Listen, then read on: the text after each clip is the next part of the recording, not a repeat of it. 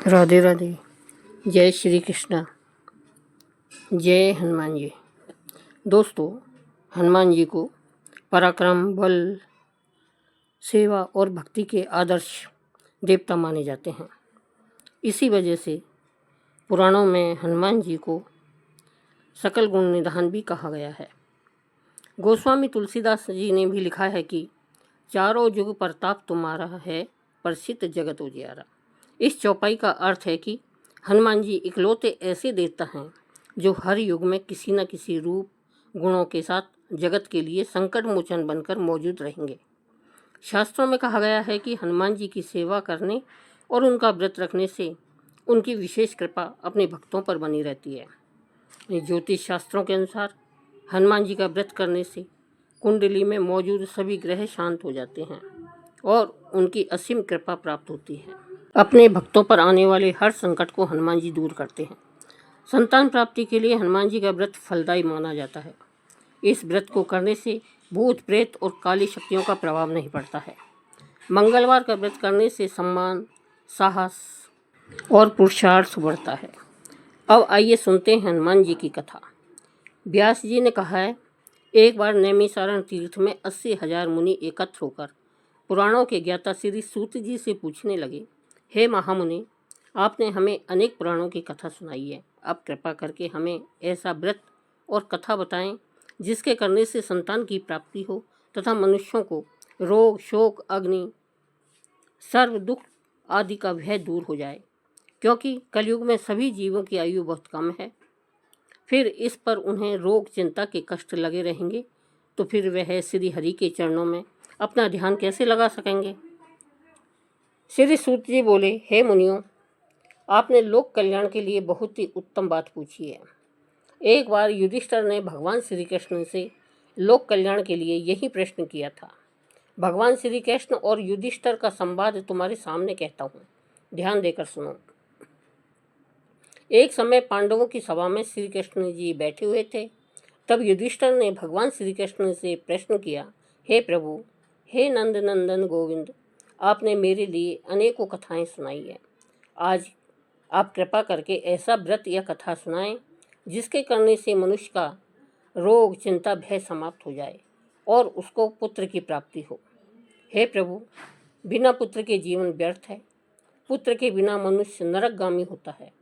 पुत्र के बिना मनुष्य पितृ ऋण से छुटकारा नहीं पा सकता और न ही उसका पुत्रक नामक नरक से उद्धार हो सकता है। अतः पुत्रदायक व्रत बतलाएं। श्री कृष्ण भगवान बोले, हे राजन, मैं एक प्राचीन इतिहास सुनाता हूँ, आप उसे ध्यानपूर्वक सुनो। कुंडलपुर नामक एक नगर था। उसमें नंदा नामक एक ब्राह्मण रहता था। भगवान की कृपा से उसके पास सब कुछ था, फिर भी वह दुखी था। इसका कारण यह था कि ब्राह्मण की स्त्री सुनंदा के कोई संतान न थी। सुनंदा पतिव्रता थी, भक्ति पूर्वक श्री हनुमान जी की आराधना करती थी।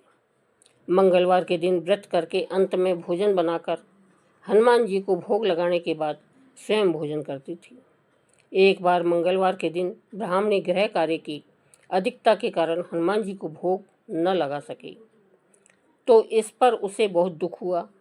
उसने कुछ भी नहीं खाया और अपने मन में प्रण किया कि अब तो अगले मंगलवार को ही भगवान जी का भोग लगाकर अन्न जल ग्रहण करूंगी।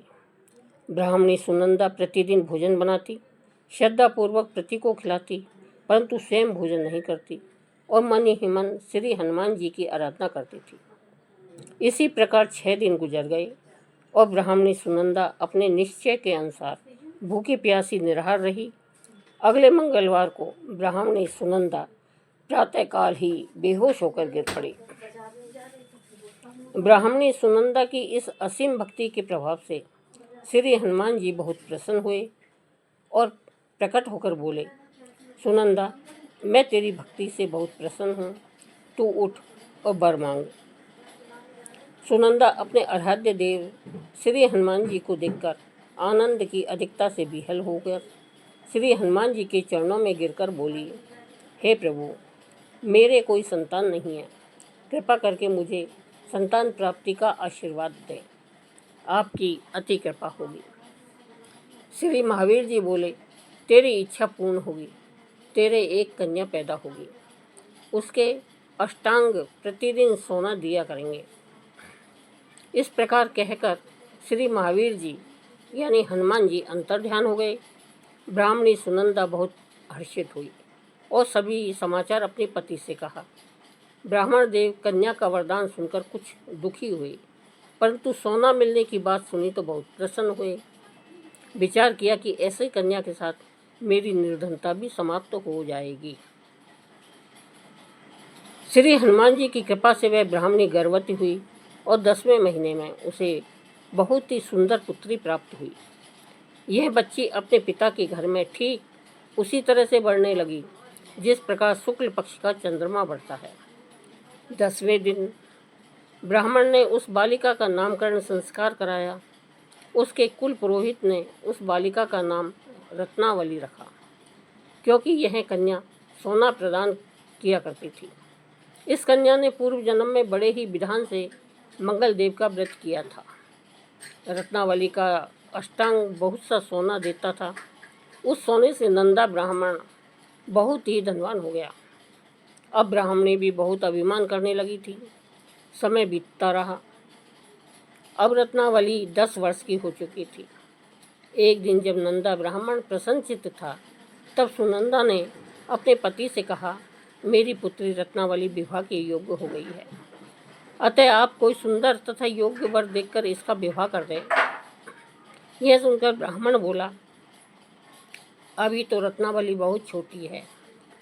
तब ब्राह्मणी बोली, शास्त्रों की आज्ञा है कि कन्या 8वें वर्ष में गौरी, 9 वर्ष में रोहिणी, 10वें वर्ष में कन्या, इसके पश्चात रजस्वला हो जाती है।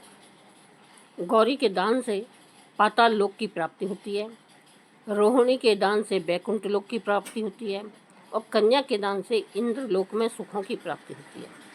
हे स्वामी, अगर रजस्वला का दान किया जाता है तो घोर नरक की प्राप्ति होती है। इस पर ब्राह्मण बोला, अभी तो रत्नावली मात्र 10 ही वर्ष की है और मैंने तो 16-16 साल की कन्याओं के विवाह कराए हैं, अभी जल्दी क्या है। तब ब्राह्मणी सुनंदा बोली, आपको तो लोभ अधिक हो गया है। लगता है शास्त्रों में कहा गया है कि माता पिता और बड़ा भाई रजस्वला कन्या को देखते हैं तो वह अवश्य ही नरकगामी होते हैं। तब ब्राह्मण बोला, अच्छी बात है, कल मैं अवश्य ही योग्य वर की तलाश में अपना दूत भेजूंगा। दूसरे दिन ब्राह्मण ने अपने दूत को बुलाया और आज्ञा दी कि जैसी सुंदर मेरी कन्या है वैसा ही सुंदर वर उसके लिए तलाश करो। दूत अपने स्वामी की आज्ञा पाकर निकल पड़ा। पंपई नगर में उसने एक सुंदर लड़के को देखा। यह बालक एक ब्राह्मण परिवार का बहुत ही गुणवान पुत्र था। इसका नाम सोमेश्वर था। दूत ने इस सुंदर व गुणवान ब्राह्मण पुत्र के बारे में अपने स्वामी को पूर्ण विवरण दिया। ब्राह्मण नंदा को भी सोमेश्वर अच्छा लगा और फिर शुभ मुहूर्त में विधि पूर्वक कन्यादान करके ब्राह्मण ब्राह्मणी संतुष्ट हुए। परंतु ब्राह्मण के मन तो लोभ समाया हुआ था। उसने कन्यादान तो कर दिया, पर वह बहुत खिन्न भी था। उसने विचार किया कि रत्नावली तो अब चली जाएगी और मुझे इससे जो सोना मिलता था वह अब मिलेगा नहीं। मेरे पास जो धन था कुछ तो इसके विवाह में खर्च हो गया और जो शेष बचा है वह भी कुछ दिनों पश्चात समाप्त हो जाएगा। मैंने तो इसका विवाह करके बहुत बड़ी भूल कर दी है। अब कोई ऐसा उपाय हो कि रत्नावली मेरे घर में ही बनी रहे, अपनी ससुराल ना जावे। लोभ रूपी राक्षस ब्राह्मण के मस्तिष्क पर छाता जा रहा था। रात भर अपनी सैया पर बेचैनी से करवटें बदलते बदलते उसने एक बहुत ही क्रूर निर्णय लिया। उसने विचार किया कि जब रत्नावली को लेकर उसका पति सोमेश्वर अपने घर के लिए जाएगा तो वह मार्ग में छिपकर सोमेश्वर का वध कर देगा और अपनी लड़की को अपने घर ले आवेगा, जिससे नियमित रूप से उसे सोना भी मिलता रहेगा और समाज का कोई मनुष्य उसे दोष भी नहीं दे सकेगा। प्रातःकाल हुआ तो नंदा और सुनंदा ने अपने जमाई तथा लड़की को बहुत सारा धन देकर विदा किया।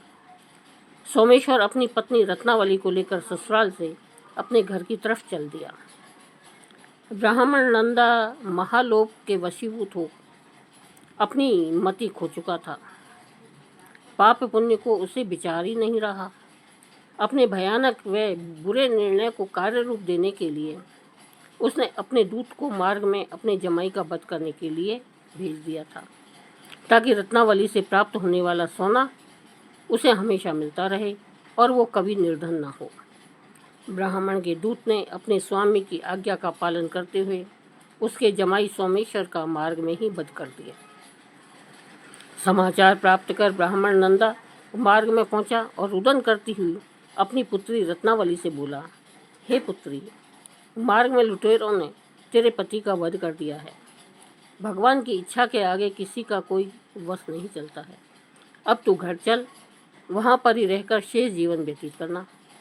जो भाग्य में लिखा है वही होगा। अपने पति की अकाल मृत्यु से रत्नावली बहुत दुखी हुई। करुण क्रंदन व रुदन करते हुए अपने पिता से बोली, हे पिताजी, इस संसार में जिस स्त्री का पति नहीं है उसका जीना व्यर्थ है। मैं अपने पति के साथ ही अपने शरीर को जला दूंगी और सती होकर अपने इस जन्म को, माता पिता के नाम को तथा सास ससुर के यश को सार्थक करूंगी। ब्राह्मण नंदा अपनी पुत्री रत्नावली के वचनों को सुनकर बहुत दुखी हुआ। वह मन ही मन विचार करने लगा, मैंने व्यर्थी जमाई का वध कर पाप अपने सिर लिया। रत्नावली तो उसके पीछे अपने प्राण तक देने को तैयार है। मेरा तो दोनों तरफ से मरण हो गया। धन तो अब मिलेगा नहीं और जमाई वध के पाप के फलस्वरूप यम यातना भी भुगतनी पड़ेगी। यह सोचकर वह बहुत खिन्न हुआ। सोमेश्वर की चिता बनाई गई। रत्नावली सती होने की इच्छा से अपने पति का सिर अपनी गोद में रखकर चिता में बैठ गई। जैसे ही सोमेश्वर की चिता को अग्नि लगाई गई, वैसे ही प्रसन्न हो मंगलदेव वहाँ प्रकट हुए और बोले, हे रत्नावली, मैं तेरे पति को भक्ति से बहुत प्रसन्न हूँ, तू वर मांग। रत्नावली ने अपने पति का जीवन दान मांगा। तब मंगलदेव बोले, रत्नावली, तेरा पति अजर अमर है, यह महाविद्वान भी होगा और इसके अतिरिक्त तेरी जो इच्छा हो वर मांग। तब रत्नावली बोली, हे ग्रहों के स्वामी, यदि आप मुझ पर प्रसन्न हैं तो मुझे यह वरदान दीजिए कि जो भी मनुष्य मंगलवार के दिन प्रातःकाल लाल पुष्प लाल चंदन से पूजा करके आपका स्मरण करे, उसको रोग व्याधि न हो, स्वजनों का भी कभी वियोग न हो, सर्प अग्नि तथा शत्रुओं का भय न हो। जो स्त्री मंगलवार का व्रत करे वह कभी विधवा न हो। मंगलदेव तथास्तु कहकर अंतर्ध्यान हो गए। सोमेश्वर मंगलदेव की कृपा से जीवित हो उठा। रत्नावली अपने पति को पुनः प्राप्त कर बहुत प्रसन्न हुई और मंगलदेव का व्रत प्रत्येक मंगलवार को करके व्रत राज और मंगलदेव की कृपा से इस लोक में सुख ऐश्वर्य को भोगते हुए अंत में अपने पति के साथ स्वर्गलोक हो गई। अब मंगलवार व्रत की दूसरी कथा है। ऋषि नगर में केशव दत्त ब्राह्मण अपनी पत्नी अंजलि के साथ रहता था। केशव दत्त के घर में धन संपत्ति की कोई कमी नहीं थी। नगर में सभी केशव दत्त का सम्मान करते थे, लेकिन केशव दत्त संतान नहीं होने से बहुत चिंतित रहता था। दोनों पति पत्नी प्रत्येक मंगलवार को हनुमान जी की पूजा करते थे। विधिवत मंगलवार का व्रत करते हुए कई वर्ष बीत गए। ब्राह्मण बहुत निराश हो गया, लेकिन उसने व्रत करना नहीं छोड़ा। कुछ दिनों के बाद केशव दत्त हनुमान जी की पूजा के लिए जंगल में चला गया। उसकी पत्नी अंजलि घर में रहकर मंगलवार का व्रत करने लगी। दोनों पति पत्नी पुत्र प्राप्ति के लिए मंगलवार का विधिवत व्रत करने लगे। अंजलि ने अपने मंगलवार को व्रत किया, लेकिन किसी कारणवश उस दिन अंजलि हनुमान जी को भोग नहीं लगा सकी और उस दिन वह सूर्यास्त के बाद भूखी ही सो गई। अगले मंगलवार को हनुमान जी को भोग लगाए बिना उसने भोजन करने का प्रण कर लिया। 6 दिन तक अंजलि भूखी प्यासी रही। 7वें दिन मंगलवार को अंजलि ने हनुमान जी की पूजा की लेकिन तभी भूख प्यास के कारण अंजलि बेहोश हो गई। हनुमान जी ने उसे स्वप्न में दर्शन देते हुए कहा, उठो पुत्री, मैं तुम्हारी पूजा पाठ से बहुत प्रसन्न हूँ। तुम्हें सुंदर और सुयोग्य पुत्र होने का वर देता हूँ। यह कहकर हनुमान जी अंतर्ध्यान हो गए। तत्काल अंजलि ने उठकर हनुमान जी को भोग लगाया और स्वयं भोजन किया। हनुमान जी की अनुकंपा से अंजलि ने एक सुंदर शिशु को जन्म दिया। मंगलवार को जन्म लेने के कारण उस बच्चे का नाम मंगल प्रसाद रखा गया। कुछ दिनों बाद अंजलि का पति केशव दत्त भी घर लौट आया। उसने मंगल को देखा तो अंजलि से पूछा, यह सुंदर बच्चा किसका है? अंजलि ने खुश होते हुए हनुमान जी के दर्शन देने और पुत्र प्राप्त होने का वरदान देने की सारी कथा सुना दी। लेकिन केशव दत्त को तो उसकी बातों पर विश्वास ही नहीं हुआ।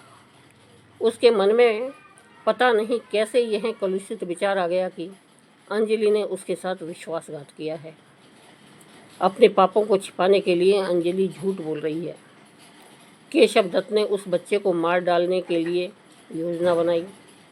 एक दिन केशव दत्त स्नान के लिए कुएं पर गया। मंगल भी उसके साथ था। केशव दत्त ने मौका देखकर मंगल को कुएं में फेंक दिया और घर आकर बहाना बना दिया कि मंगल तो कुएं पर मेरे पास पहुंचा ही नहीं। केशव दत्त के इतने कहने के ठीक बाद मंगल दौड़ता हुआ घर लौट आया। केशव दत्त मंगल को देखकर बुरी तरह हैरान उठा। उसी रात हनुमान जी ने केशव दत्त को स्वप्न में दर्शन देते हुए कहा, तुम दोनों के मंगलवार के व्रत करने से प्रसन्न होकर पुत्र जन्म का वर देने पर मैंने ही यह पुत्र दिया था। फिर तुम अपनी पत्नी पर शक क्यों करते हो? उसी समय केशव दत्त ने अंजलि को जगाकर उससे क्षमा मांगते हुए स्वप्न में हनुमान जी के दर्शन देने की सारी कहानी सुनाई। केशव दत्त ने अपने बेटे को हृदय से लगाकर बहुत प्यार किया। उस दिन के बाद सभी लोग आनंदपूर्वक रहने लगे। मंगलवार का विधिवत व्रत करने से केशव दत्त और उसके सभी कष्ट दूर हो गए। इस तरह जो स्त्री पुरुष विधिवत मंगलवार का व्रत करके व्रत कथा सुनते हैं, हनुमान जी उनके सभी कष्ट दूर करके घर में धन संपत्ति का भंडार भर देते हैं। शरीर के सभी रक्त विकार के रोग भी नष्ट हो जाते हैं। बोलो जय श्री राम। बोलो हनुमान जी महाराज की जय। दोस्तों, कथा पसंद आई हो तो हमारी कथा को लाइक करें और चैनल को सब्सक्राइब करें। धन्यवाद।